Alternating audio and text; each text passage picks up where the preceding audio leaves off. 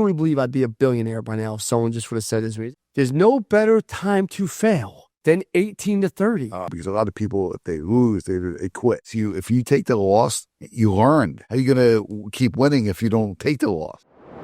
Welcome to the Exit Rich podcast with Damon Feldman from Celebrity Boxing. Known him for 28 years. Good guy. Business has grown. His brother's David Feldman owns Bare Knuckle Boxing. Bare Knuckle Fighting, correct? Yeah. That's grown. Welcome to the show, brother. Appreciate you at the farm. People don't realize I've known you for probably almost 30 plus years now. Yeah, man. 28 years. 28 years. You, yeah, I mean, it's been a wild ride to see your journey. It's been impressive. Yeah. You too.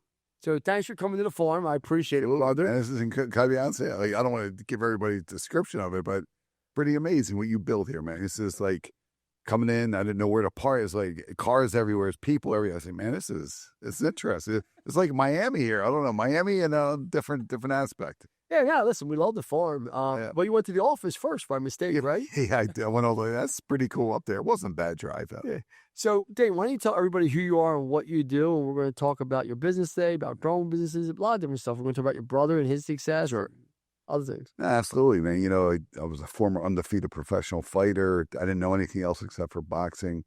And when I got injured outside the ring, I had to stop. I stopped at 9-0, and I figured out what's next. So the only thing I knew was boxing.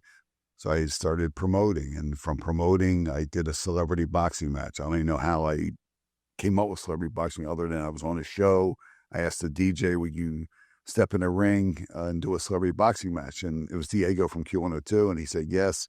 Who you want to fight? He said, I want to fight the weatherman, John Bolaris. So I said, wow. So I asked Bolaris right as soon as I left that show, and he called back, yes, let's do it. Wow, it was celebrity boxing. I didn't even know what celebrity boxing was at the time either. And I just built it. I did it at the Valley Forge Convention Center. Who won? Sold it out. Diego beat John Bolaris. Yeah, he beat it. But it was like the start. Then the next thing I do, I got a call from Sandy Grossman, Descartes Productions. From there, went out, worked the deal out. But I didn't have representation. I was just myself. I was like, yeah, come on, let's do it. They threw a deal in front of me. I said, yes, let's do it. They sent through papers. I signed. I didn't know what I was doing. But I learned business. You know, it took me all that time to learn the business. You know, it's amazing. I say to most people, most businesses, I just said to Julie, says 60% of something's being done is better than 100% of something not done at all. That's right? 1,000,000%. Right? Definitely. And most people don't realize when you start a business, you really don't know where it's going to go. Yeah. You just have an ideal, kind of comes together. It's kind of foggy. But you do what most people don't do. You take one step forward and you start building it. Yeah. And then it just came to life for you. No, absolutely. What I do, no one would have thought entertainment would be entertainment boxing anymore now, but I'm more serious boxing too. Like there are 5 1-minute rounds and 3 1-minute rounds, but we're sanctioned by the Athletic Commission. So I sort of got my own rules now and I'm able to do it. And, I'm building different names up and stuff. But the business, how it grew, because, during the pandemic, it was like really crazy. And I was the first celebrity match coming out with, I had Lamar Odom, the basketball player, fight Aaron Carter, singer. Chuck Liddell was the referee, and Ice-T was the commentator, right? So I had a perfect thing, it blew up. And then, but I didn't have advice. Like, I didn't have an advisor. I did it all myself, you know what I mean? So it got a little tricky. Let's talk about that.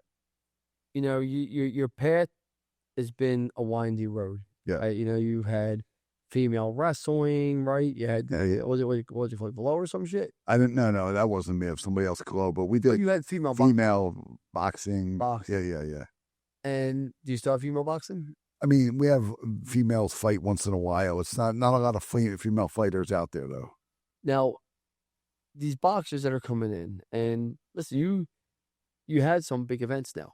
You've had some big, man. You get a lot of coverage from TMZ and some other places. You really do. And it seems like to scale your company, because your brother's company's taken off. Yeah, yes. It seems like yours is a little different just because getting celebrity, it must be hard to get celebrities to box. You said to me, Lance, I got a guy for you. Yeah. I mean, you're a celebrity now. So No, you are. But listen, the truth is, when you said that, Yeah, I was trying to get, it's not just celebrity fight anymore. I have them there to endorse to make it a spectacle too. So it is tough. It's a little challenging getting the celebrities. The celebrity boxing aspect comes because I build it up of, 10, 20 celebrities sitting ringside, influencing, promoting the events coming. Then I have all the local ticket sellers. So I'm following Bare Knuckles roadmap because I helped Dave build that Wells Fargo Center event. And now that was sold out, correct? Yeah. Crazy. Well, I have my shot September 26th. So now I need to get the right people behind me. You know what I mean? To make this happen. Without a doubt. Yeah. So now you got an event going on September 26th. Yeah. Talking about that event. So I have one more June 14th coming up with Ric Flair's hosting and a few other guys we're bringing from UFC. Where's that at? Harris, Philadelphia. So perfect example. I mean, everything we're talking now is perfect. So to do Harris, it's good to do an event, all that. How many people will be at your Harris event? That's the thing. There's only 1,000 people. There's no money to be made there, but the money is to be made is where, I don't know why it took me to see my brother and me help him where, you're saying scale, it blew that up. But now there's a method and there's a strategy to do it. You have to do the big arenas because it's how TV people are going to want to do TV deals with you. And that's where you don't realize that's where the money is big money. It's big money in the TV deals. And plus sell it out with the strategy. And marketing is everything. You know that. Marketing, we have to spend hundreds of thousands of marketing where this is a spectacle and people have to go. It's not where they might want to go. It's such an interest. And, wow, who's coming? Kurt Angle's coming. What? Goldberg's coming. Lance Bachman's coming. They have to come because they just want to say they were there. It's a spectacle. Talk about spectacles. Have you watched Savannah Bananas? No, I heard it. It's a baseball team. Yeah. And I don't like baseball, right, at all. Right. And I would go to one of these events because it's a spectacle. Like they're dancing or playing. Right. Like you got to watch it. It's I don't know how to explain it.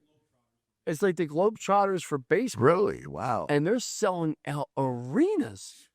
I mean, like NFL stadiums, they're selling it out. I mean, think about this. Like they're doing dance-offs during a baseball pitch. Where are they based out of? I think Savannah, Georgia. I think Savannah, Georgia. See, who would have known? And the guy was going bankrupt, if I remember correctly. Like he couldn't get it off the ground. Yeah. Living with his wife, struggling. Like he sold everything to make it work. Yeah. A great story. Yeah. And obviously you've been doing this for what, 20 years now? Yeah, 22 years. Yeah. You make your living from celebrity boxing. Yeah, I make a living, yeah. But now you want to take it to the next level. The only way, I have an idea right here, Lance, it's going to work because celebrities are... I love that attitude. It's going to fucking work. It has to, no matter what, man. I love it. But celebrities are huge for business because they have everything social media now. And if they do a post, everybody's going to know about it. So if you have 15, 20 celebrities putting it out there, marketing there, plus the marketing we're going to spend, it's just going to blow the event up. Then we do the VIP meet and greets beforehand, have them endorse our sponsors, our companies and partners. It's, it's a strategy here. And, that's what I'm trying to put together. How many, so you have 1,000 people at a Harris. If you're doing the Wells Fargo Center, holds what, 17,000 people? Yeah. So it's 18,000. And to do that, you have to sell that out to probably just break even and pay your bills somewhat, right? Exactly. That's normally how it works the first 2, 3, 4 events before you start making real money. Yeah. It takes another guy who has a vision and wants to get on board with me and will help take this to the next level. Because honestly, I'm taking the roadmap bare knuckle. WWE and UFC did. The only way they blew up, they had to take that thing to the next arena with the big arena. They weren't making money in small arenas. There was no. Was that David's first big arena, Wells Fargo? That was first at that size. He's done, he has sold out like the Hard Rock in Miami, Florida. I don't know, the other arenas he's done, but he's done some arenas. Not that big though. The biggest one was Philly. That was our hometown crowd. So it was like, most of the people were... I can get 17,000 people. I'm from Philadelphia. I can get 17,000 people to Wells Fargo. Well, that's a lot of fucking people, Dave. But absolutely. But what was they had Eddie Alvarez fight. So Eddie's sort of like a celebrity. Plus he was fighting another Jeremy. It was like two big name guys, that fought. And Eddie brought the crowd and all the local ticket sellers. And you had McGregor there. You had Mary Lopez there. I would have executed them and used them way more though, It seems like bare knuckles starting to catch on though. It seems like we're starting to like that. I'm not a fan of it. Even though I called your brother David last week, I said, "Yo, let me know if you're looking for an investor." I'm sure he told you that. I don't know if he told you that. Oh no, he didn't tell me. I told him that we were talking. Yeah, I said, "Yeah, let me know if you're looking for an investor because I'd be open." I believe bare knuckle at this point will be just as big as the UFC. Right. I believe that with all my heart. Yeah. No, it can. It can. I don't even think it can. I think it's just a matter of when. Yeah. You gotta remember, I'm watching it from the outside. I see it totally different than probably how you and your brother even see it. You guys are just a match away. Yeah, absolutely. The gas is there. Right. It's just the flame has to get hit. Yeah, no, without a doubt. But that's what I'm saying. X-Rumble Celebrity Boxing is my company because we're a real fight company. We're a league, and what we're doing boxing because some people don't like real boxing guys don't really like bare knuckle. Then bare knuckle. MMA guys do like bare knuckle because it is a brutal sport, and that's why guys like Dana White, they're scared of my brother a little bit. They're like, not scared because the guy's made his money. He don't care, but it's still like he knows it's a threat to his. Absolutely, he wouldn't. Listen, it's a threat to his man. I would have been surprised if UFC comes in and buys him. Well, it would be the TKO group. Yeah, the company owns WWE. Right? I mean, it could be, you know what I mean? It'd be a smart play for them. You're right. I would because it's not going to go anywhere at this point in time. Yeah. It's just not. If you're selling out Wells Fargo Center, see, you don't give you guys yourself enough credit. You get 17,000 people. I don't care if you had, and I'm friends with Eddie Alvarez, so I'm not taking a shot at you, Eddie. I love you to death. I love Eddie too. You know what I mean? But 17,000 fucking people to come see Eddie Alvarez fight, no.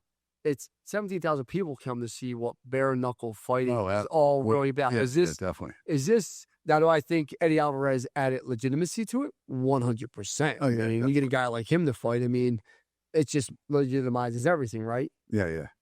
Here's a funny story about Eddie Alvarez. You want to hear a funny story? Yeah, sure. Tell you what kind of guy he is? I like Eddie. So do I. So, I don't know if you know he has a son. No, I didn't. I don't know too much about him. He has a son. He has a son, and his son wrestled. Oh. And I know Eddie because he's named my brother Fred. They used to box together, and I just know Eddie from around, right? Right. And Eddie's like one of the nicest guys around. He is, yeah. But Eddie doesn't look like much if you saw Eddie. But he's a little short. He's too nice. But he's just, yeah. So his son goes out Yeah. and gets his ass handed to him in a wrestling match, right? And Eddie's just sitting there with work boots on, like just boots and just jeans. Doesn't even flinch, right? Now, this is youth wrestling, which have the craziest fucking parents ever in the sport, right? Yeah. And some guy goes, you know who that guy is? I'm like, yeah, it's Eddie Alvarez.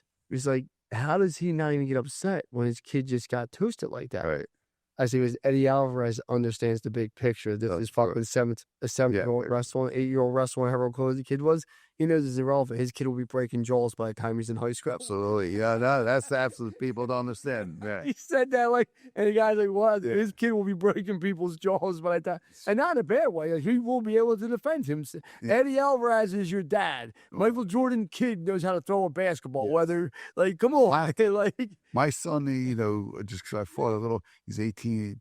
Hey, Dad, I'll knock you the fuck out. You know what I mean? Knock me out. He's, what? Come on, man. He's talking. But he does probably know how to throw his hands better than he might not be a pro boxer where you are, but he still knows how to throw his hands better than the average 18-year-old kid on the street. Yeah, that's it, because we're always playing around. But he probably, at 7, 8 years old, you weren't stressed if he lost because you know what the journey is going to be. You're like, we're good, man. Yeah, man. You got. This is a funny Eddie Alvarez story. I just thought I love it. Because he was so cool as a cucumber. Like, no big deal, man. No, 100%. Eddie's a great guy, and but what you're saying there is also very important too, because a lot of people, if they lose, they quit. And you can't quit in life. L is not a loss. L is a win, because the L makes you. If you take the loss, you learned. How are you gonna keep winning if you don't take the loss? You got to know how to. I always tell people this: L and learns both start with. Learning and loss starts with L for a reason, because there's a reason behind it. I run to failure as fast as I run to winning. Right. And people are like, "What do you mean?" Because I want to know if it's going to work or not. Like, I'm not afraid to run into a business and see I don't know if you know, I just invested into a rum company, a popcorn company. That's awesome. I'm looking into a hotel company right now that I'm investing into this hotel platform. And people were like, man, like, you're not afraid to get in these different businesses. I'm like, Right. I called your brother up about bare knuckle. I think, Why, listen, we have a little room for you for the celebrity boxing. listen, what are you talking about? Listen, Wells Fargo will blow. I'm telling you. I'm telling you on the Exit Rich show with Lance Bachmann. This is the year for celebrity boxing. We're going to be doing big arenas all day. But after this, so I'm going to shoot you straight. I think there's some thing to it with celebrity boxing.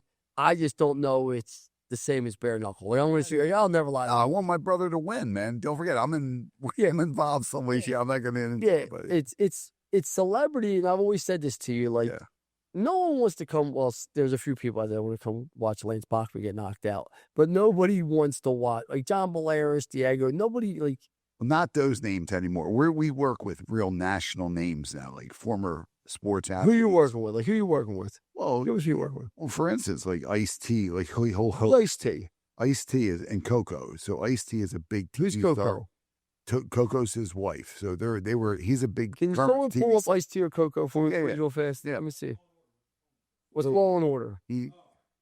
Oh no! And everybody from Damon John's gotten our belt. I know Damon John. All those guys. Damon John's fighting. No, but he's been involved. They all want to get involved. Listen, I got to show you this. Ain't this let's see. NWA guy? You're my man. I'm doing. I didn't want. No, Ice-T. No, the other guy was Lamar Odom. Look. Oh, Ice-T's NWA, isn't he? Listen. This guy used to be a rapper. These are guys I'm talking to, right? As Shaq. There you go. Boy, this guy used to be a rapper. But he's a huge TV star right now on. Oh, he's big. Yeah. He's on 5 different commercials right now. Is he a detective? He's on a lot of different commercials now promoting it. But I'm just saying, he's good as a host. I bring in guys. So Shaq's a host too for you?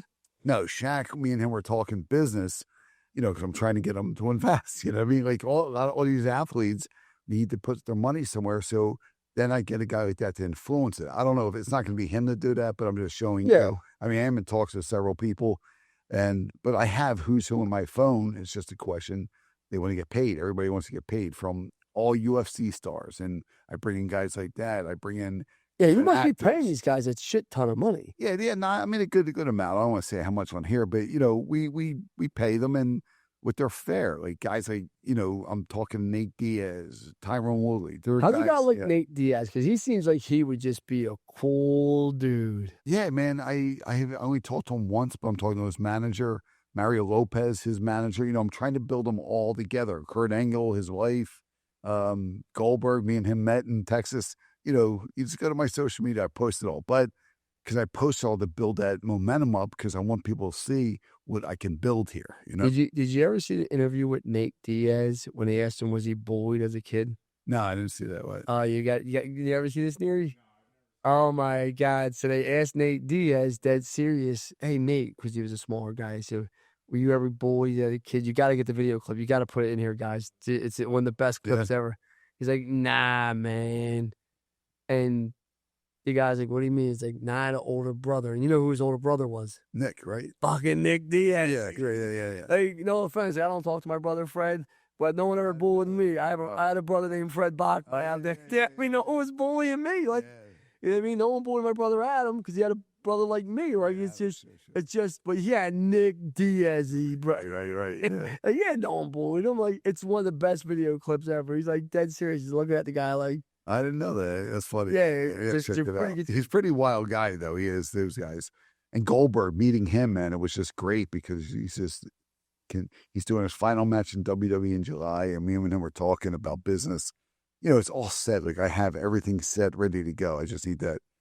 I need the right investor right now to see the vision to take this thing where I'm doing big arenas. I've done big arenas before, but it took time to really build the momentum up. Now I'm selling out like a 1,000-seat arena. There's no money. You have to go to the next level, and that's what I'm trying to do right now. And all right, let's talk about that, because I think, when people don't realize, it's hard to get people to invest. Oh, yeah, because you have to. I don't want to bullshit people say you get an ROI. It's, a guaranteed ROI. There has to be a strategy. One is definitely not one-time event, you're going to make money, especially if there's only 1,000 seats. You have to look at the bigger arena because then you're spending But they more. might not get an ROI. Let's just say you do a Yeah. Wells Fargo event. Yeah. There's a good chance you might not get on the first event get an ROI just because of it takes time to build a brand. Absolutely. It's a long-term play. Yeah. I'm assuming that's what you're looking for. Absolutely. Long-term play. But I always do worst case scenario because I don't want to overdo it, because if you overdo it and someone's not happy and it doesn't work, and then you're not going to work. You know what I mean? Of course not. So right now, but it took me a while to take this next step. And now I had to see my brother do it. Then I had the strategy. And that's why now this Wells Fargo is going to be, this will be the Celebrity Boxing Mania, basically, because there's going to be so many celebs. Then I'm giving all these local Philly fighters that I can sign because they could be the next star. You know what I mean? Because they're all looking to get. How many people are going to be on your? How many people are going to be on your fight card? We want to do 12 fights. Then we want to do, have at least 10 to 15 celebrities, in advance, sitting ringside, come our VIP seats. We have a certain amount of money. It's going to be $5,000 to, for the VIPs. It's only 100 tickets, but it'll make up $50,000. Right? No, 500 because I'm going to do. I'm going to have. They're going to be 100 seats at 5,000. Because that's 5,000. That's $50,000, right? Yeah, that's 500,000. Yeah. 500,000. Yeah. But we're going to use that because it would. But you don't realize that probably doesn't even cover the rent of the goddamn Wells Fargo. Exactly. Well, it does. It does because I'm getting a certain deal right now. But luckily that. But really, no. But it's well, it doesn't cover. I guarantee you by the time you pay all your fighters, staff, everything else. Not for that, but that's why I need the ticket sellers, and I have this. I have the pitch deck. I have the right strategy right now. It took a while, but I'm following the roadmap that WWE, UFC is the only way to do it. Is you have to follow the big guys and really do it what they do. Because a lot of people don't have connections. One thing I have connections, money people, different people that at least listen to me, and hopefully they give me a shot, and we do it. That's the only way it works. What's the going through the process of investors like? Like you're going through it right now, because we get hit all the time with people asking to invest. Sure, yeah. And we might invest realistically 1 out of 300 deals. Sure. Just because there's so many things have to align to invest. How's it been for you when you're talking? What are people saying? Well, they want to see ROIs right away, but then they want to see numbers. So it's not always going to come from, like, I can't go into a Wells Fargo event and say, well, this is my last event with the numbers, because then they're like, well, I'm not really interested because I was only 60,000, but here's a chance to do 2 million. You know what I mean? Yeah. So it's just a question of taking that next step. I got to take the next step up. So, I always get people that want to get involved because of the exposure and, marketing. Like if there's a company, spend $300,000 marketing, their company's presenting the event, they're going to get a crazy amount of media and just getting them involved and so forth. But it's a fight, it's definitely a fight to get there. And, but it makes it's stressful, but it also gives you that, that excitement to keep fighting to try to get it. Then when you get it, my goal is to make that person say, damn, man, you were right. You know what I mean? Best decision I made. Yeah. Best decision. Because are you doing everything right now? The sales, the investing, or do you have a team? I have a team. You have a team. I have a team. I have a finance guy. I have a guy that's like a COO. They help out. It's just some people are wearing several hats right now because we're trying to put this together. And I just have if I didn't. I'm not a lot of these guys in what I'm doing. They come out of nowhere and they do the event. They fail. Then they're like, oh, I should have done this. Should have done that. They had no experience. Where they just end. So that's where I'm at with ex-Rumble celebrity boxing right now. Why not go after some of the local home service guys here in Philadelphia to support you? Because they're going to get a ton. They spend money down at Citizens. I'm just spitting out loud here. They're at Citizens Bank Park. They're in the Wells Fargo Center. Why not say, listen, call up Geiger from Horizon and start calling up some of these HVAC, roofing, plumbing companies that have advertising dollars and say, listen, we're going to have this, put them on people's that's a great idea, trunks, put them on all the gear, because, let's just say you get 20 of them and they all give you $5,000. Right. It's like, it still, that'll help with down payments. You know what I mean? of course. See, the thing is with the struggle, the struggle you go through with what I do is that, you have to have upfront money. That's the thing. That's the only thing. Other than that, if I didn't have to have upfront money, I probably could make these all work. But you have to have the down payment for the arena. You have to have the down payment for the celebrity. So you get them influence and promote it and make it into a spectacle, if that makes sense. Yeah. So, and what's the down payment always? 25, 50%? It could be like, sometimes I have to go 50 on the celebrities I haven't worked with before. I try to get it to 25%. It all depends on that. Yeah. Because, you have to give them a sign the LOI, then I'm able to use their name and likeness I get their name out there, and with the event, then I'm able to sell it, and people will get on board. So that's how I've been getting. Are you dealing directly with the celebrities, or do you deal with their agents? Yeah. Well, depends on who it is. You know what I mean? Some have agents, some just want to do it themselves, or if I have a relationship with them, they'll talk to, hey, we'll just talk to so-and-so. But you're a very personable guy. You've always been social. I remember when I had Bash nightclub, that thing sunk like the fucking right down. Where was that? Was that on 2nd Street? 6th Street. 6th Street. I remember that, man. Yeah, that was a good time. Hey, everyone. Thank you for joining us today. I want to give a quick shout out to our sponsors, Service Titan and Rilla, our technology of choice to helping us scale and grow our business and making sure all of our viewers have the technology to scale their business so when they want to sell it, they're able to. I remember you sitting there. Yeah. And do you remember when you were in there? You were sitting on the back couch one night? I remember it because it was like a big parking lot. Correct. Yeah, I remember. I think you might have had a girlfriend or ex-wife at that time. I forget. Maybe it was my girlfriend. Yeah. If it was my ex-wife, I wish I could have her back, man. I see your stuff with your family, and I don't want to bring it up family here. Yeah, you can. But man, have my wife part of my story. She helped me start celebrity boxing. If I had that now, I don't know where I'd be right now. I always say this. Yeah. My wife's my North Star. I got it on my arm. And that's it's people don't realize. And what's funny is people say to me, man, you were a millionaire when you met your wife. She how you know she wasn't a gold digger? Yeah. And I just laugh because was I probably a millionaire when I met my wife 15 years ago? I don't know. My company was definitely worth money when I at that time, but it was just starting out, right? Right. I didn't have all the, but I could tell you this. Since I've been with my wife, my money has just gone. That's awesome. Because my focus has been. Sure. Now, what you said there is a great point, too, for people to understand. Because your focus is there. My focus right now is, man, I'd like to find the right partner. But when you have when I know my kids are safe, I feel on top of the world. Now, if I have the right person with me, I don't have a care in the world. Then it's just I can focus and do your thing. Are you single now? Yeah, right now I'm just, can't focus on my children. Yeah, I'm good looking and shape. Thank you, man. Yeah. Are you on these apps? Yeah, not really, because, I just, a lot of fakes on there, a lot of, you don't know if it's a guy. We don't know if it's a guy or a girl now. Well, that's the crazy part. That's weird. These kids, what is it, Tinder, Grindr? Yeah. Tinder, not kidding, not Grindr. These fucking apps, man, these guys are just swiping and dialing and... it's romp room central, man. It's bizarro world. That is very crazy, man. I couldn't imagine. I said, I would not want to date in this day and age. Yeah, no, absolutely. It's weird. I think social media obviously changed it. You don't have to have a girl now. Why would you want a girl? Yeah, I know. I'm not being rude. I'm not saying that rudely. I see these guys that are single, and all you gotta do is swipe. A girl comes over. Right. She hangs out with you, hooks up with you, and leave. Well, exactly. Where's the incentive?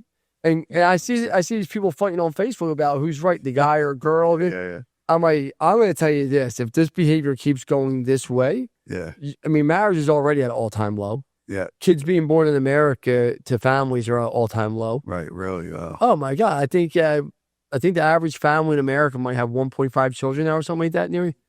It's low. Yeah, it's a low. How's the percentage of people having children went down? Oh, going down. Going down drastically. Yeah, think about this. I'm one of 14, right? Most families back in the day, you knew all had 3, 4, 5, 6 siblings. Yeah. Now, if you have 4, people say to me, oh my God, you got 4 children. That's a lot. Right. How many kids do you have? 4. You do have 4. That's awesome. I got an older son too. That I didn't know. Andrew. I know him until he's 21. Yeah. His mom told me he's 21. Yeah, great kid. Didn't tell me until he's 21. But my 3 other sons, the average, how many kids, how many family members, how many friends do you have 3 or more kids? Just think about that real fast. A lot. I mean, I have a good amount. Yeah. 3 or more? Yeah. Okay. Most don't. Not like crazy amount, but How many people you have 1 or 2 kids? Yeah, I know a lot. Yeah, a whole lot, right? Yeah. So well, think one about now it's 1. Now it's like a lot of people have 1, and a lot are content themselves. Like if you go to Miami, look it up. What's the average family in how many the average family has how many kids in 2025? Just look it up real fast. Ask ChatGPT. Yeah, that has everything. Do you have ChatGPT? Yeah, Use it? yeah. It's the best thing ever. Is it? Oh my God. So you like with your youth, like I watch you, man. Like it's incredible how you did it. Like, what was your? I never knew you were into the SEO stuff. So you got into that. How'd you get into that?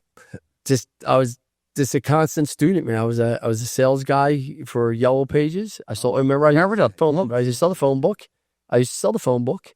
And then I went from selling the phone book to selling digital marketing online. What is it? So today is 1.6. I put in 20 years ago. It was 2.05. So went down about like half. It went down 25%. So the average family has 1.6 kids now. That's unbelievable. And I wonder what it was 50 years ago. So I sold the phone book. Yeah. I love data. So I love being a student. I love knowing all the dumb shit. The shit that school should teach, but they don't teach. Yeah. What? Schools makes employees, school makes prisoners, I always say. I really do. True. I really do. I didn't need college. 1.93. And they came back down. Yeah. So, long story short, superpages.com. I was one of the biggest sellers of that. Yeah. I left and started yellowpages.com. Their outside sales division grew that to $159 million. Then I left and I said, fuck this, I'm going to start. My brother Joe died. He OD'd on heroin. Oh, wow. And 2 years to the date, April 19th, I started my own company called One SEO. Wow. And I took my sister with me, Joe Lynn, who I met at his funeral. So my dad took her and moved to Florida when we were younger. Wow. So I didn't even know my sister, but I met her at my brother Joe's funeral. And we just texted over 2 years and just talked. And I just started One SEO and constant student. How long ago was that? 2009, I started One SEO. Okay. So really what people don't realize, it's 2024, 2009, I went on my own. I wasn't a millionaire. I made good money in 2009. I quit my job being the vice president of AT&T, which most people thought I was crazy leaving that job. Yeah. Because, where I came from to be the vice president of AT&T. Man, that's incredible. A guy said to me, how do you go from being a doorman at a titty bar, right? I remember, doorman at a titty bar to being the vice president of AT&T. Yeah. To now, you're worth X, right? Yeah. And I just said, dude, I never stopped believing in me. There was never a point in my life where I didn't. Once I became an adult, as a kid, I had the lowest self-esteem, like the lowest self-confidence. I didn't know. Wow. Oh my God, I was terrible. You're always a talk. You seem like when I met your brother when he was on a TV show, it seemed like you were the manager. You know what I mean? I was like, listen, I was never afraid to speak up or fight. Yeah. It's just my brother Fred, if you remember, was very shy. Like he's not no more, but he was shy back then. Yeah. So not that I thought it was my job, but, I had a younger brother, I had an older brother. I was always the guy that would be the first one to throw the punchers, speak up. I've always had that in me. Yeah. But I didn't have confidence. A lot of it was just low self-confidence, low self-esteem. Really? I never knew that. Yeah, because, I remember, my brother Fred was a way better athlete than me. I'm man enough to admit that. My brother Adam was way smarter than me. I was the dumbest out of all of us. I just was, right? When it comes to what was important to people, what were we measured as kids off of how you did in the classroom? Wow. I didn't do well in a classroom setting at all. There was nothing about a fucking classroom that I could thrive. There was nothing besides being in special ed with Mr. Freeman and Mr. Spearing and then Regan Royce from Glen Mills and a few other people that teachers understood me. I never thrived in a classroom setting. So when you're constantly hearing you're not good, you're an idiot, you're stupid, that wears. That's taxing on you. Yeah, sure, of course. But then I became an adult. And then, like you said, hey, I had those social skills. Yeah. I could talk. Yeah. Well, as a doorman, what's one of your best qualities to ever have? Oh, yeah. Be able to talk, Yeah. calm things down. Like, people always think the doorman has to be the toughest guy. Yeah. Nah, I was always the smartest guy. Yo, everybody calm down here. Drinks over me. Right. We don't want to hook up tonight. We don't want to be fighting tonight. Really, yeah. So, I just always took that approach and it just worked out for me. And, someone asked me that same question, but now I'm so confident. Well, why was it SEO? Like, what made you? I just saw the niche. I saw it coming.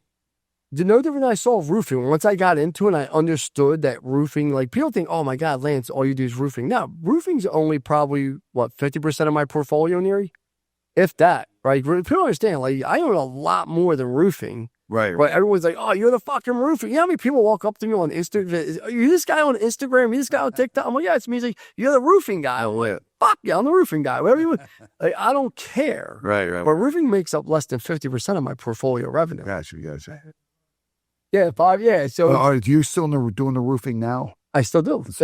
I still do roofing. Because I remember when you did the not to interrupt you, but when you did the yellow pages, I remember because me and you were talking, you were trying to get me sponsors or something. I forget what it was. You're telling me, you were actually giving me a strategy or details. Listen, this is where you got to go to get sponsors. You did tell me that there, but I just didn't have the manpower to do it. I would go to home services. Yeah. I would look at everyone that has a billboard on 95. If I'm you. Yeah. And I would write them down. I'd go right down 95 with my phone and I'd put it right in the chat GPT. Get me the information for Horizon. You can do it that way with chat GPT? I didn't know. Yeah, right there. It just spits it back. I didn't think about that. Okay. You might want to take Lance Bachman's chat GPT for us. That's bad. I used to start your own, man. With them. No, I'm not surprised. A guy for what, 50, 75 grand for a 2-day training. He's coming in 2 weeks. Yeah. I'm a constant student. People ask me, how do I get where I get? I'm constantly learning. I have no ego. I'm always the dumbest guy in the room. Right. I'm always willing to learn. I'm always willing to be uncomfortable. You're approachable, though. You're a nice guy, but you're approachable. But so, you should have the arrogance. You deserve it because what you built, you deserve to be wherever you're at. I try to be a nice guy, but there's also the other side of me, right? That is a very mean, hard guy. Yeah, absolutely. Yeah, absolutely. There's two sides of me. Listen, most people want to be nice. Of course. Right? Yeah. It's when someone's a dick, it's normal. There are miserable people. So let's just take out the people that are just general dicks that are just miserable and they're always looking for a problem. Like the majority of people want to be nice. But if you give someone that has that fighter mentality in them, a reason to go, like I always say to people, once I'm in the war against you, I'm going to war. Yeah. Like I'll lose the war. I'm okay with losing. But you're going to know you went to war with me and you're going to think about it again. Sure. You're going to say, you know what? Before I do this again, is it fucking worth it? Yeah. Because I'm not going to quit. I know. I already know that. Like, I've never been sued where I settled a lawsuit, ever. Yeah. But you're a guy, the way I look at you is, man, you're a guy that took the shot. You fought for it and made it happen and you made it work and became very successful. But of course, when you say, you got to be a fighter. You got to be mean to people because obviously, look, you got to a point, you're very successful. Everybody in the world is going to ask you for something. You know what I mean? Or try to get something from you. You know what I mean? That's what you got to be careful. Saying no is being mean. I think saying no is saying, listen. Work harder. No, not work harder because like, if it made sense to me, I would do it. Okay. If when I say no, it's just, it don't make sense. Sure. Like, and it's not personal. Right? It just doesn't make, it's not something I can get behind. Like, I don't drink rum. Yeah. Like I tell everyone, people go, why'd you buy a rum company then? Well, because the guy running the rum company is actually a friend of mine and he's actually not losing money and it's starting to hit the turning point. Sure. And I just didn't want to miss the boat. Right. So I was like, listen, for this little bit of an investment, God damn if this thing hits fucking pay dirt. Oh, you never know, man. I mean, you know what I mean? I'm like, I don't want to be the guy on the sidelines. Right. I missed a few good opportunities to get in on shit where I was like, well, now I can take a few chances, right? So that's why I did the rum. The popcorn company just came down to, I like the guy. I love popcorn. Everybody, Who doesn't like the popcorn? That's a great idea, though, man. The popcorn thing, because you never know. Everybody will eat popcorn. Every single person in the world eats popcorn. If you don't like popcorn, there's something fun on fucked up in your head. Like, so the time you're a kid, you think about popcorn and movies, right? Yeah, of course, yeah. So, and that popcorn company, I don't have any dreams of making it this huge, big popcorn company. He owns other companies. I own other companies. It's like a pet project. And we're like, it really came just as like a fun thing to do. And it was already making money. I'm like, all right, we're going to scale, and it's already growing and scaling, and it's going the right way. All kinds of flavors too. Yeah, I think it's 55. But this is going to sound horrible, fucking Damien. I've never even had the fucking popcorn still. I've never had the fucking popcorn. That's crazy, man. I'm like, we got it. If you're part of it, that should be sitting here and has Susie like maybe And so rum, the popcorn should be. I don't drink. So. Joy Lisa, can we get? Yeah, no, I'm like, come on, like, but that just shows you what a terrible marketer I've become. Yeah. We can make the popcorn official popcorn celebrity boxing club. I might have to, you know. But that's the whole thing with business. People don't really see what it takes, even for your brother to get to where he is now, which I'm assuming Bare Knuckles has a nice evaluation at this point. Yes, it does. Yeah. You know, for him to get there is fucking impressive. No, absolutely. I mean, he fought for it. Listen, both of us, we had to go through athletic committee. We had to fight. We took no's all the time because nobody believes in, especially fight game, you know. Everybody thinks UFC. There's more than UFC. Believe me, there's more in UFC, and most of the UFC fighters aren't happy. You know what I mean? I know them all. It's just the bottom line is, it's that fight. You got to keep fighting. You can't argue what he built, though. I don't know who, White? Yeah. Man, a smart guy, man. There's no doubt. I say to people all the time, when people say to me, a UFC fighter isn't happy, I'm like, they really don't have any other options. The guy built a fucking hell of a business. And his timing is everything. It was the perfect timing because at that point, the boxing game was on its way down and they needed another fight company. And I mean, so this came in, it was and it got sanctioned. Once he got sanctioned, that was it. That's what he needed because they wouldn't sanction it for a while. And that's the problem with this type fights. These athletic it's all corrupt. I mean, I know you can't say that. I'll say it for you. Not celebrity boxing isn't, but no, I'm saying, I remember watching fights when I was younger. Yeah. And you did this because you've been around, you've been in the ring. I don't believe the guys that are starting out would ever sell their soul because they're so hungry, they want to fucking be there. But as you get older, and these guys, these champs, right? Yeah. They start putting tomato cans in front of them. Or like Oscar De La Hoya, right? Yeah. And Floyd Mayweather, they fought. He fought Oscar De La Hoya on Oscar De La Hoya's on his way out. He fought Roy Jones on his way out. Well, Pacquiao. On his way out. Yeah. Is that a different fight in their prime? I think so, yeah, definitely. Yeah. That's my point. Like, that's a different fight in their prime. But see, I know you say I'm an old man. You'd slap me and knock me the fuck out. No, but you say corrupted. I think it's also, you see the corrupted, there's a building. Like, look at Jake Paul. I mean, it's to boxing, it's really not good. It's really, but he's making he's making money. It's a business. In his contract, and I believe Dana White wasn't lying because I saw Dana White say it, if Mike Tyson knocked him out in the first round, he got no money. I don't think Dana White would just lie and say this. That's in the contract. I believe that, yeah. Then in the second fight, so until it got to the fourth or fifth round, Mike Tyson doesn't get all of his money unless it goes to distance. Exactly, yeah. Well, you and I both know. Yeah. Like Mike Tyson's probably old, 59, 58, 60. 58 years old, yeah. Hey, if he hit you, Damien, at 58 years old, he'd put you in the fucking coma. He could still punch. Right? He could say, you don't forget how to punch someone. Absolutely. And that guy, if he hit me, I truly believe would put me in a fucking coma. No, absolutely. So I watched that fight and I was like, do I believe Jake Paul in the fourth or fifth round? Yeah, his endurance, his young, his wife was just old and out of shape, and it was. But he doesn't have the experience. He just doesn't have the experience. Like, look, he's been around boxing.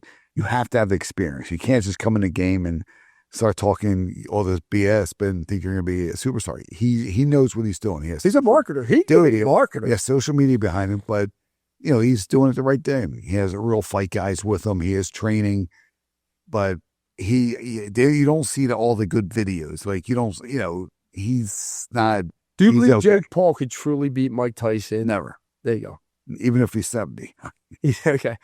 Never. Because I don't care who you are, and I always say this, there's levels to this shit. I've been around a long time. I'm not saying about these young MMA kids, but you put the average human being in a room with Lance Bachmann, that average human being, I don't care how old he is not walking out in 30 seconds. Like, I still haven't forgot how to throw a punch. Sure. You'll still knock one out. Yeah. You don't mess with Lance Bachmann. No. Or that knows how to throw their hands. Absolutely. Like, it's just. Everybody's a tough guy. Like, until he gets hit in the face. But you know how it is, man. like you see these tough guys. I don't know how these guys do it. They're like talking how tough they are.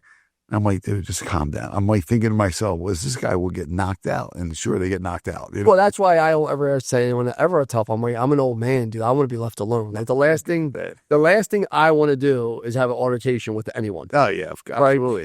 It's dude. Because once you do, you're in it. 1,000,000%. Yeah. So it's just easier to just avoid it all. So I don't leave my farm. I built my own little I love it, man. resort. Here's some other questions for you. Yeah, sure. Your journey has been, you were very close to your father. And you were I remember knowing you used to go work out with your father, train with your father. What kind of impact did your father have on you and your brother? Because it seemed like that was probably the most influential man on you and your brother. No, absolutely. My dad was one of those hardcore guys. It's his way or no way. So, we grew up in the boxing, Frank the Animal Fletcher, Anthony Two Gun Fletcher, fighters live with us. They helped raise us. And we had that little training camp at the house. But my dad was a big guy, like very tough, difficult to live with, train, it was boxing 24/7, but it was also, a lot of stuff. He meant well, but it came out the wrong way. You know what I mean? Like he meant well, but I'm still bad, talking bad to me, because I'm trying to do it. But he was my idol. He was, and it was unbelievable because if I didn't have the guy in my life, I wouldn't be where I'm at. But also my mom, a lot of people don't understand, was a quadriplegic in a wheelchair. So watching my mom, I didn't realize that when I was young, we were 4 and 5, and watch my mom with a paintbrush, draw a picture just with a paintbrush and do it with a nice thing. That was what made me fight. So she was, when she was younger. You don't mind me asking? Yeah, no, that's fine. I mean, we've already put this out there several times, so I guess you didn't know about it, but she was thrown out of a car and beaten up by an ex, and, the guy got off free. We don't know too much how it all went down because we were younger, you know what I mean? We still never got the whole story, that's the whole thing with us. Because we lived with several different families growing up, and my dad ended up raising us when we were, a little younger. And, that's how it is. But it's fucking crazy. Yeah, that's crazy story, man. But, that's how I appreciate life, and that's why I make my children know they have to appreciate life. And they have to work hard for what they get. It's easy to put the silver spoon in their mouth, but that's not going to help them. No, it's definitely not. So you have 2 daughters and 1 son? I have a son and a daughter. And your daughter's 25, 24 now? She's 22, and my son's 18. He graduates this year. We're proud of him. He's going to Williamson Trade School, and we're excited for him. Yeah. That's where I went to Thaddeus Stevens first. Oh, you did? In Lancaster. Oh, yeah. He talked to me about this. Friends are going there. Where did you study?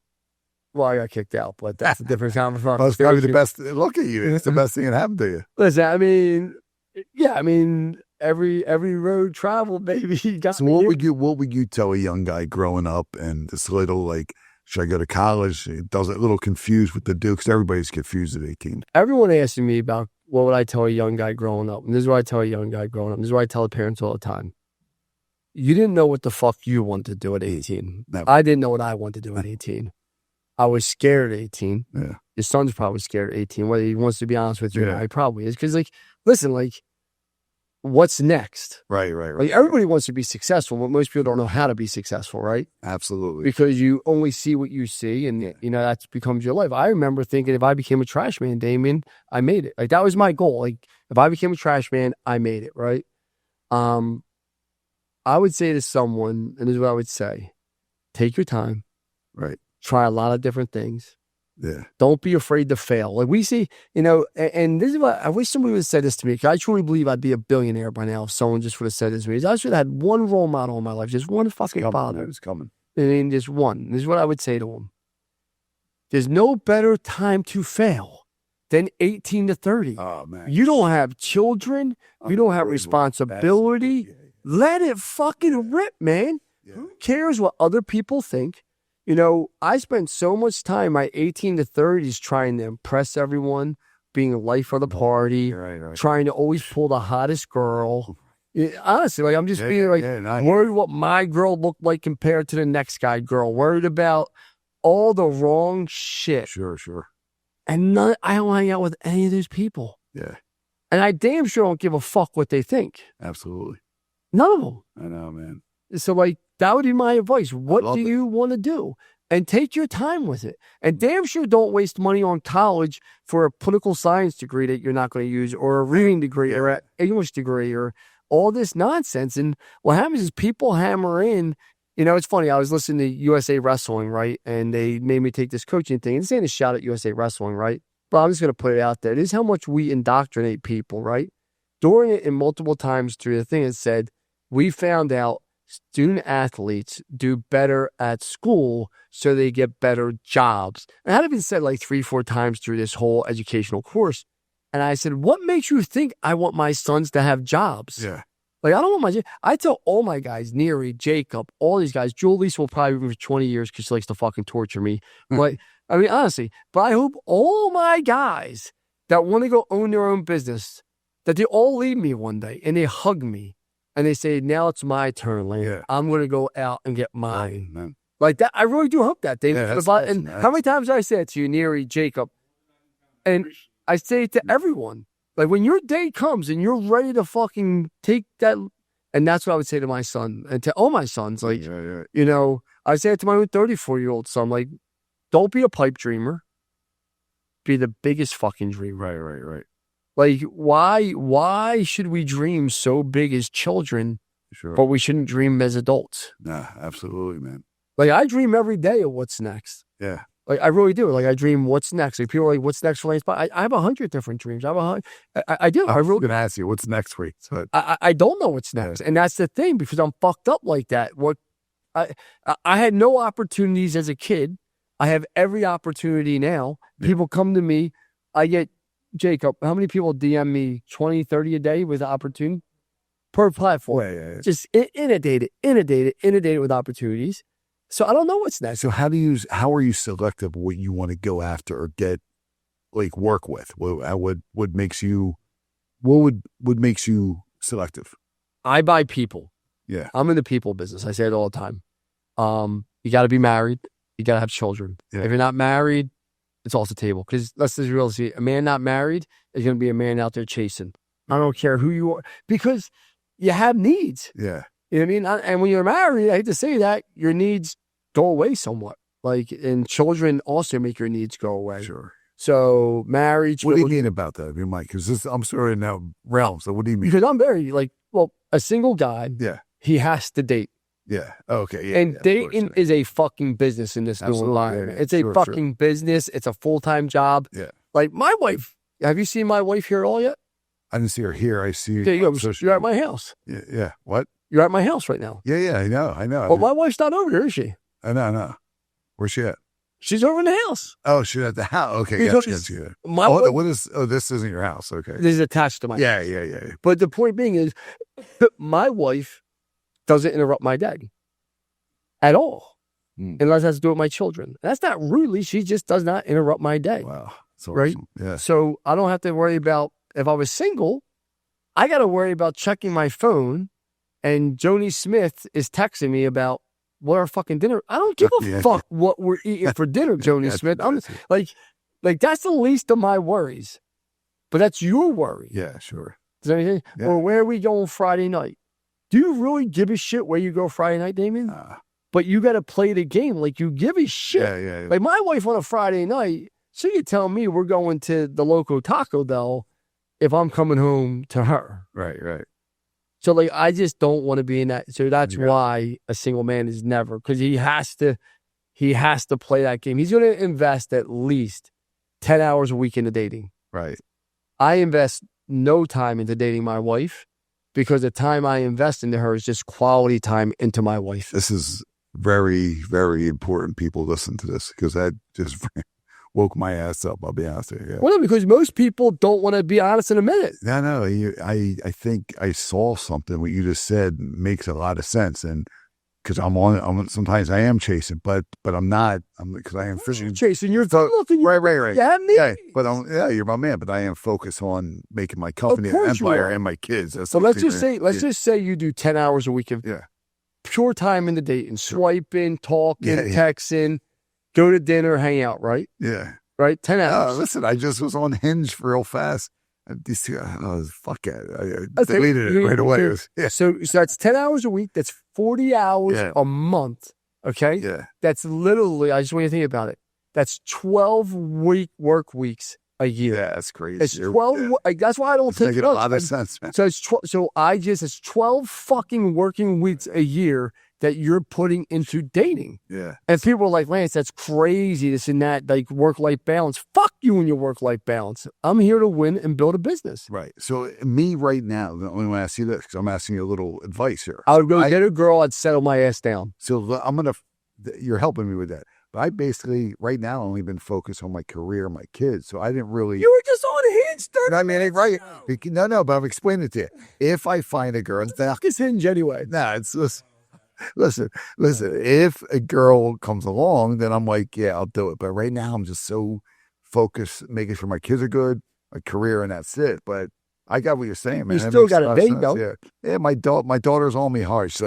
But she tells me who I can date and I can't date. So it gets a little tough that way. But So that's one of the biggest things I look for. You got to have faith, some kind of faith. I'm Catholic, obviously, but that doesn't matter to me. You could be Jewish, you could be, I don't care what it is. You got to have some type of faith, though. Right. So I just believe faith makes you have some type of character. I'm not saying be a Bible thumper because I think you're corrupt, but I just think, children's a big thing for me. I think you have children, you know who's watching you. Absolutely. I mean, all the time I think, man, like my children see this and my children see this. Would they be proud of me, not proud of me? I'm the same way. Yeah. So I look at that and I buy people. Like, can you work with my leadership team? Can you be around my leadership team? The business is going to grow no matter what. Yeah. Like to me, it's just business is business, right? You just change out the widget. Any business where I had the right partner and right leader in it has grown. Every business that's ever failed has been because of the leader. How did you get the right people with you, though? Like, did you have to interview everybody, or did they just grow with you when you started? A lot of my people have grown with me. Okay. A lot of my leadership team has grown with me. I'm a very loyal man. I'm very loyal, but loyalty works both ways. Like I told them, they got to make themselves better. They got to outgrow me. Give me an example. One of my partners yesterday doesn't want to learn ChatGPT, doesn't want to invest in himself, feeling sorry for himself. I just said, listen, this is going to end in a bad situation, meaning we and you aren't partners. I'm like, because I don't have time for this fucking nonsense. It's your job. You owe it to the organization. You owe it to the company to be the best version of you. Yeah, man, I like that. And if you can't be every day, I don't stay up and I could stay up and drink every night if I wanted to. I don't. Right? I don't, because I got to be the best version of me. Absolutely. Because Neary trusts me with his life. He's a friend of mine now. Jacob trusts. These guys have mortgages. They have families. Julie Elise trusts me with, her life. She has a mortgage. She has a family. So if people are going to trust you with your life, you owe them to be the best version of you. Sure, man. But in return, they owe you to be the best version of them every day. If I have people, we live to a very high standard here, and everybody, I think, would agree to that. There's a very high standard, and there's no tolerance for a low standard. I love the way you have it out there. It's really, really interesting. Oh, I mean, I got to tell people, if you don't want to live to a standard, I'm the worst fucking guy you want to be around. You're going to hate me. Right. Like, you will hate me. So what motivates you every day? What motivates you, Damien? My children, and trying to be a better person every day. I just want to be the best I can. I honestly don't even know what motivates me. My children would be the easy answer, but they got enough to live the rest of their lives without ever working, so it's not that. Because you already got to a point in success, like you succeeded, you did your thing. So what makes you want to get out of the bed? And I'm just fucking hungry. You're still hungry. I'm hungry. So that's incredible, though, man. Your fire's still there. It's great. The fire is there. Now, it's a different fire, right? I have a fire, like I told my team about probably 2 months ago now, when I told everybody I'm going to work. I'm going to be with my kids in the morning. I'll be with them at night. And about 6 weeks. About 6 weeks ago, I set all my leadership team down. I said, listen, I'm going to make this simple for you. You got me early in the morning before my kids wake up, and you'll get me after they go to school. And as soon as my kids are home from school around 4 o'clock, I'm done. So all those hours in between are maxed. There's no lunches. We don't do lunch. Lunch is for losers. I call it double L, baby. Lunch is for losers. Just a waste of time. And you get 100% of me during those hours. But so I'm hungry for two things. I want to see my team be successful. I love selling companies and seeing these guys all get big checks. I love seeing these guys make money, right? Because money changes people's lives. It just does. And then I love being with my children. I love being with my children. I love being with the other kids I coach because, listen, Mr. Dunn, Mr. Ortman, I can name some of the most impactful men in my life, Coach Sanko, that really helped shape me, that didn't quit on me when I don't know where I'd be if they quit on me. So I try to install that back in the children. So that probably motivates me. That's awesome, man. It's very strong, man. I'll be honest with you, really, I know we're on doing a show, man. I need to hear advice from that, man. Really, really meant a lot. No. I just think if you're single, listen, there's nothing wrong with being single. I don't want you to sit there and say that because if I ever got divorced, I don't think I'd ever get married ever again. Like, that's just the truth. Well, that's the thing. You found your soulmate. See, me, I guess I found her and I messed up, but, Yeah, but now it's like, how do I come back? But my wife's my soulmate because I'm not a real lovey Yeah. guy. I don't believe in that nonsense. But she ran my business. Now I can't find the right girl to help me out. You can find the right girl. You're looking the wrong. You ain't going to find what you call a hingy. No. Is that they call it? Don't even bring that up anymore. I don't know. That was What do you call it? somebody. Hingy? My daughter told me, she's like, it's weird. It's hinge.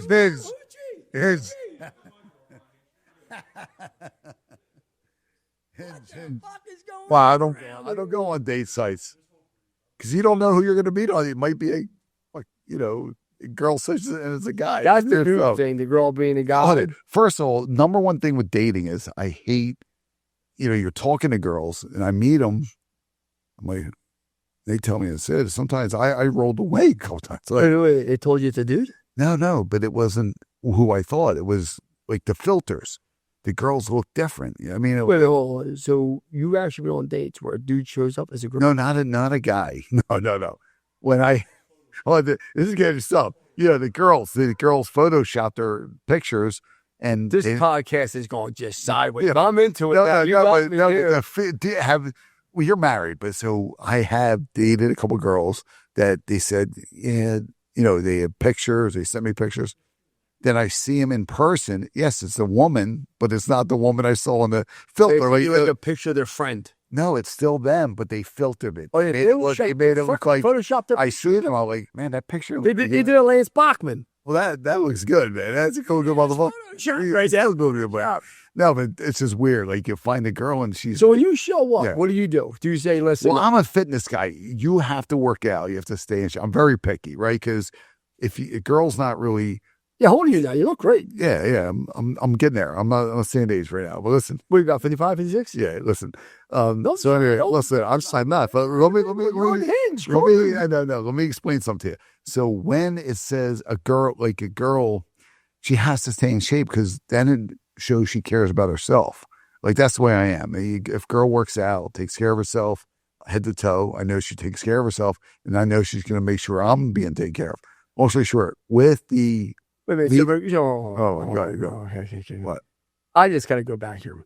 So you believe, because now we're going down a whole nother fucking set of worms here, but I just heard this. You believe a girl takes care of herself, she'll take care of you. I think she'll care more about herself. She'll have more of a better relationship. I mean, I dated a lot of girls that took care of themselves that couldn't make me a fucking hard-boiled egg. I'm saying it. Am I wrong here? Well, no, but we're not in our 20s anymore. So if I'm dating a girl, 35, and my wife's 40, whatever. Shit, so. No. But I want to see them take care of themselves. Like, then I can't just be with it because then, we're going to have a good life together because we're going to work out together. We're going to have good things. Just say you only want to date smoke shows. You can say it's okay. You're up there. This guy. She's the best podcast I've ever done. It's a great. You're the best. Like you're trying to say that. I just don't use filters, girls. If you wanted to hang out with me, don't use filters, please. Don't use filters. I don't want to see filters. Just show me. I want to see the girl I see. I don't want to see wrinkles. I don't want to see. Why not just FaceTime before you meet? Yeah, well, that's another good point. I should. Now I'm definitely do that. But if you're in shape, don't show up and you're not the girl I seen in person. That's it. That's all. What's that called? Where they cat? I don't want to. Yeah, I've been catfished. I can't do that again. A player from Notre Dame did that too. Manti Teo, you're getting Teo? I guess, yeah. I guess I was a couple times. Not recently, a couple years ago, but that's why I'm a little hesitant. You know what I mean? Wow. Yeah. No, that got me stunned. You got me lost for words. I was not expecting to go. Let's reel this back into business here. Yeah. So you're doing Root Celebrity Boxing. You have an event here. Let's wrap it up with this. Yeah. You got an event. What day at Wells Fargo Center? Well, I'm doing June 14th in Philadelphia at Harrah's. Ric Flair's hosting. I'm bringing a couple UFC stars in. A couple other people. Ric Flair, he's a maniac, isn't he? Yeah, he's a pretty wild guy. We have him for 3 different photo ops. So, from there, we're going to, go make our next step. Hopefully everything works out September 26th. And that'll be our new thing, doing arenas around the country. Because then if the roadmap already worked with others, it's going to work with us. I know it is. And we'll just start doing it in different areas and bigger arenas with the same concept. If somebody's listening to this podcast, they want to advertise you or invest with you, how do they reach out to you, Damon? That is, go to CEO at officialcelebrityboxing.com and take advice from, Lance Bachmann. Listen, my man Damien, nice seeing you. Yeah, 28-year relationship. I had a great time. Yeah. Good. I couldn't help but laugh.